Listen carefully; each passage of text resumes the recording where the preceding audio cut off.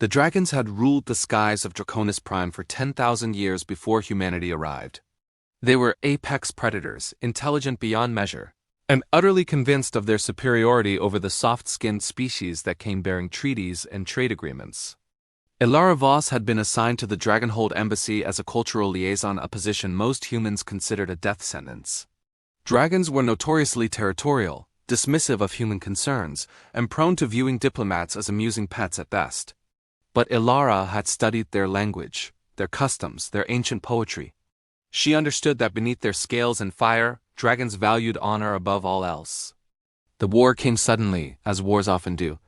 A rogue faction of human colonists, bitter about resource disputes and perceived slights, launched an unauthorized strike against the Dragonhold. They claimed it was self-defense, a preemptive measure against dragon aggression. In truth, it was genocide wrapped in political justification. Ilara was in the nursery caves when the alarm sounded, a deep, resonating gong that vibrated through stone and bone. She had been teaching Pyrrhic, a young dragon cub barely 3 years old, about human music. His scales were still soft, iridescent blue-green like shallow tropical waters, and he listened with the intense curiosity of the very young. "Ilara, friend," Pyrrhic chittered in the hybrid language they'd developed together. "What is that sound?"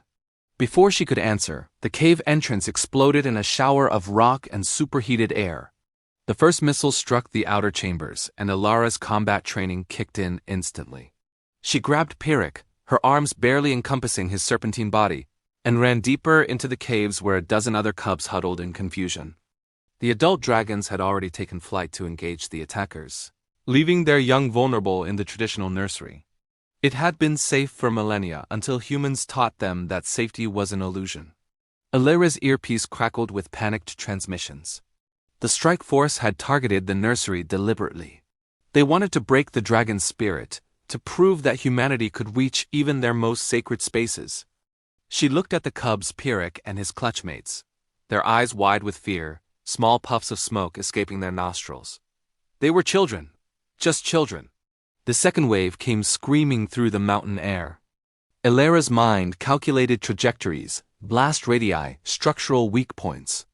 The nursery cave had one primary entrance and a smaller ventilation shaft. Both would channel the explosion's force directly toward the cubs. There was no time to evacuate them. Their wings were too underdeveloped for flight, and the tunnels too narrow for their growing bodies. But there was enough time for one human body to make a difference. "Pyrrhic," she said, her voice steady despite the terror flooding her veins. "Listen to me very carefully. Take the others to the back chamber, the one with the underground stream. Press yourselves against the far wall. But Ilara, friend, now." The cubs scattered at the command in her voice, their claws scratching against stone as they fled deeper. Pyrrhic hesitated, his young mind struggling to process the chaos. "Go!" Ilara shouted, and finally he ran.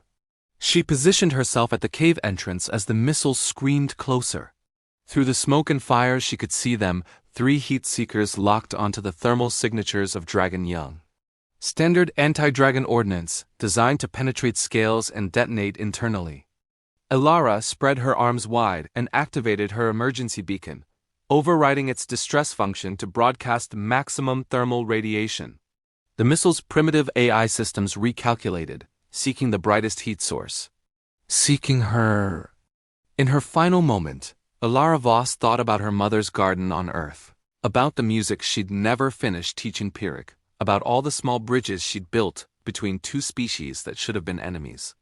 The explosion turned the cave entrance into an inferno. Pyrrhic felt the shockwave even in the deep chamber. Heat and pressure and the smell of burning. When the dust settled and the ringing in his ears subsided, he crept back through the tunnels with his clutchmates. They found her at the entrance, or what remained of her. The missiles had struck true, but they'd struck her instead of penetrating deeper. Her body had absorbed the blasts, redirected the force, saved them all. The adult dragons returned to find their young alive and 1 human dead. Elder Sithrax, Pyrrhic's grandmother, landed with the weight of mountains and stared at the scene. She had lived 800 years and had never seen a human do this. Sacrifice without hesitation. Die for young that were not her own, for a species not her own. She knew, Sithrax rumbled, her voice thick with something dragons rarely felt grief. She knew exactly what she was doing, Pyrrhic curled against the cooling stones where Elara had fallen. "She called me friend," he whispered. The war ended within weeks. The rogue faction was captured and tried by human authorities, but it was the dragons who demanded justice. Not vengeance, justice. They had learned the difference from Elara Voss. 3 months after her death, the Dragon Council convened for the first time in a century. They declared the day of Elara's sacrifice as the Day of the Bridge, a holy day when dragons would honor the memory of one human who proved that courage, love, and sacrifice transcended species. Pyrrhic grew into a massive dragon, his scales darkening to deep sapphire. He became a diplomat himself, the first dragon to serve in the Interspecies Council. He wore a small piece of melted metal around his neck, a fragment from one of the missiles that had killed his friend. Every year on the Day of the Bridge, dragons across the galaxy would land, fold their wings, and bow their heads toward Earth. They would speak her name, Elara Voss. They would teach their young about the human who had softer skin than any dragon, but a heart forged from stronger stuff than scales or fire. And in the nursery caves of Draconus Prime, where new cubs learned to fly and breathe flame, there was a statue carved from the living mountain. A human woman with arms spread wide, forever standing between danger and the innocent. Forever reminding two species that heroism knows no form-only choice. Pyrrhic visited it often, even in his old age, and whispered the words she taught him in that hybrid language of theirs. "You are my friend." And the mountain remembered.